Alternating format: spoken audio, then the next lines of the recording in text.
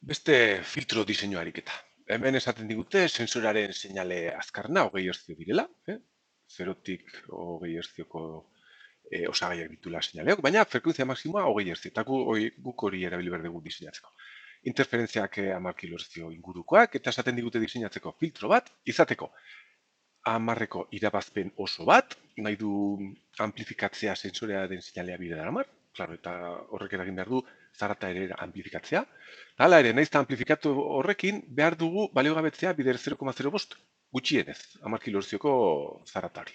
Eta eskatzen digute, marraztea nola diseinatzen ditugun irabazpen hori, bakidera frekuentzia, filtroaren ordena, ea zer ordenakoa behar dugun, lortzeko baliogabetasun hori, eta ez dakiz zer gehiago. Eta diseinatzea filtroen balioak eta bar, orduan ikusi izango gutxi gora bera nola egiten den. Ariketa hau, beti bezala, hemen, badaukagunez, sensore baten seinalearen frekuentzia edo bere abiadura, irudikatu behar dugu, bai hau, frekuentziaren ardatza. Orduan, lerro bat egin behar dut. Horrelaxe, ondixo. Venga. Onutzaino. Eta bestar batzat, kasu honetan. Horrelaxe, nahikoa da. Irudikatzeko, hemen gertatzen ari dena, gero duplikatuko ditut. Esan bezala. Hau, frekuentziaren ardatza. Logaritmikoa beti, beraz, log, f. Eta hemen irudikatu behar dugu, osagai hauek. Seinalearen edo sensorearen frekuentzia maksimoa 20 Hz.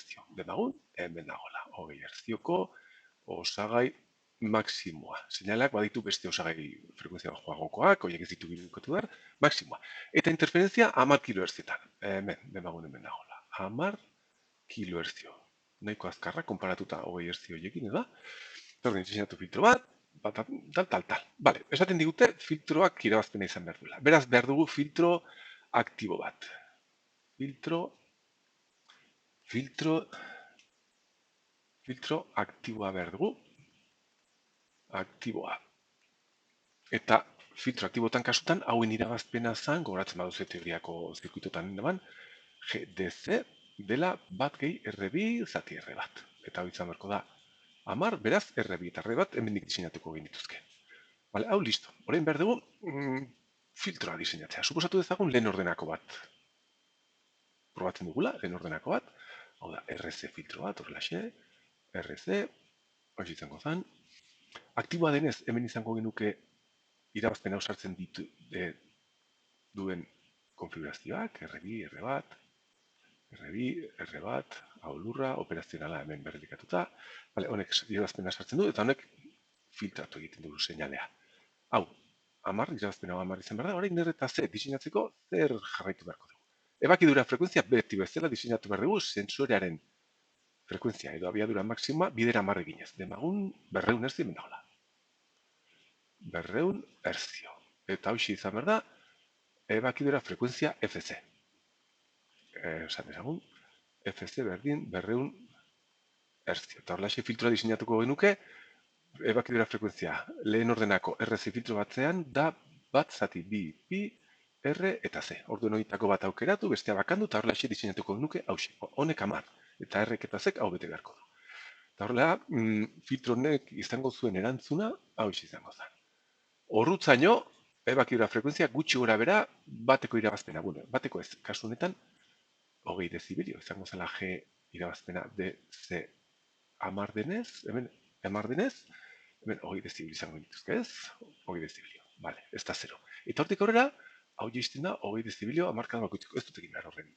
Horrela, egia marko, horrela, demagun hau dela 20 dezibelio deka bakoitzeko, eta horrein behar dugu, irabazpen hau, bat baino txikiagoa dena, puntu honetan filtro honentzat, lehen ordenakoa baldin bada. Orden kalkulatu dezagun. Kasu honetan, irabazpena, frekuentzia, ebakidura, baino altuagoak diren frekuentzientzat, kasu honetan 10 kilohertzio, zan GDC, osea, irabazpena honena, bider FC zati F, FC zati frekuentzia. Beraz, irabazpena da 10, ebakidura frekuentzia 200, eta interferentziaren frekuentzia FMI, kasu honetan 10 kilohertzio, 10 jarri. 10.000. Horlaxe. Eta honek ematen zuen, kalkulatuta daukagu, 0,2. 0,2. Bat baino txikiagoa, Baina, jobar, ez dugu asko balio garatzen. Zati bost egingo genuke bakarrik, zati bost egingo genioke. Eta guk behar dugu, hau izatea 0,0 bost, ariketan horrelaxe eskatzen dute, eta hau ez da betetzen. Beraz, ez da nahikoa izan behar, lehen ordenako filtro bat izatea. Egin ezakena da, hau onutzago diseinatu, baina orduen fasea aldatuko zitzaion seinale honi, beraz, proposatu behar duguna da orain da, bigarren ordenako filtro bat erabiltzea. Bigarren ordenakoa, nun jarriko dut, betxo bertan ez, bigarren ordenako bat, proposatu behar dugu, orte hori ikusi duzuen zirkuitoa, kasu honetan irabazpena berdina kalkulatuko zen, eta aldiz, irabazpena 40 kilohertziotan aldatzen da nahiko. Formula hau izango zen, izan behar da GDC, hau da 10, berdina izango zen, baina orain dakogu FC zati F ber bi. Eta honek eragin behar du zenbaki asko txiki hau izatea, eta hau ateratzen da 0,00 lau bider 10 ber minus iru. Eta hau bai dela 0,0 bost baino txikiagoa, beraz, ok, betetzen dugu, baldintza, diseinatzen badugu, bigarren ordenako filtro bat, ebakidura frekuentzia ontakoa, hau mantenduko genuke, irabazpena interferiarentzat izango zen 0,00 lau. Sensurarentzat izango zen 10. Erantzun osoa moduluan izango zen, berdea jarriko. Ebakidura frekuentzia arte 10eko irabazpen bat, punto 10 izango zen, eta hortik aurrera, hau jisten da, 40 dezibel markada bakoitzeko, hau zen 0,2. Baina gu nahi genuen irabazten txiki hau izatea. Eta kasu honetan, ailegatuka 0,00 laura. Eta bete dugu guztituta. Bale, zer gehiago eskatzen digute. Irabazpena dezen. Irabazpena da 10 eta R2 eta R batekin diseinatzen da. Ebakidura frekuentzia, hau bidera 10, 200. Filtroaren ordena ere ikusi dugu zein behar dugun.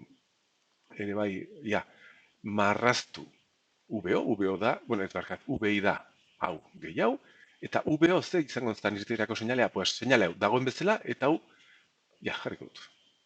VO izango zen hau bidera 10, amplitudea digute esaten, seinale hori bidera 10 amplifikatuta, eta hau bider 0,00 lau, baleo gabetuta. Hoxe izango zen VO, bale?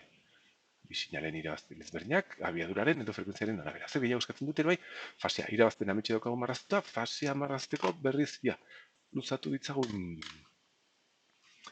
marrak. Hau luzatuko dut, eta hemen jarriko dut fasearena. Hemen frekuentzia. Hau luzatuko dut, bai. Aprobetxatzen dut. Hau duplikatuko dut. Eta ikusi dezagun, orain, frekuentziaren grafika nola izango zen. Hemen, hau da, frekuentziaren ardatza. Logaritmikoa beti. Log F. Hemen daukagu, ebakidura frekuentzia 200. 200 herzio. Hemen daukagu, 20 herzio. Eta hemen behar dugu, urrengoa markada ere irudikatzea. 2 kiloherzio. 2000 herzio. Interferentzia hemen gongo zen, ez du marraztuko. Gauza da, fasea aldatzen dara 0-tik minus 80 eta aldatzen da batez ere ebakidura frekuentziaren arteko hamarka bat gutxiago eta hamarka bat gehiago artean. Hau egin zen, urdinarekin. Fasea ez da aldatzen untzen eta gero aldatzen da holaxeko bide bat jarraituz. Bi hamarkadatan aldatzen da 0-tik minus 80 minus 80 eta ebakidura frekuentzian minus 45eko desfasea izan behar dugu. Eta nik uste eta hoxek direla eskatzen dizkiduten gauza guztiak. Aurrera!